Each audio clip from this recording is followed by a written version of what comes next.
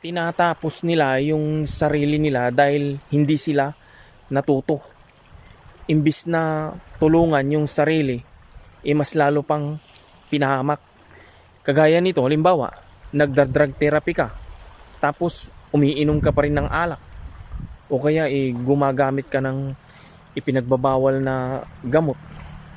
O ngayon, kapag kasi ikaw nagda-drug therapy ka, tapos umiinom ka ng alak, ang mangyayari niyan, mag-aaway yung alak kasi is depressant, tapos iinom ka ng antidepressant, magsasalpo ka niyan sa loob ng katawan mo, sa loob ng utak mo.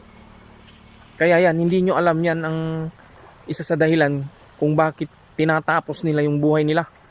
Hindi kasi porket gumaan na yung pakiramdam nyo sa gamot, yun na yun.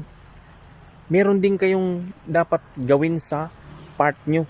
Meron din kayong responsibilidad na magawa para kayo ay talagang makarecover dyan sa pinagdadaanan nyo. Kasi kung nagda-drug therapy kayo tapos hindi naman kayo nagbabago, useless yun. Kaya yung iba, tinatapos nila yung sarili nila dahil yung pag-asa nila kasi nandoon sa gamot. Ngayon, nung nandoon sa gamot yung pag-asa nila, tapos hindi naman sila nagbabago sa ginagawa nila, malamang sa malamang, yung pangit na pakiramdam, patuloy niya yung mararanasan.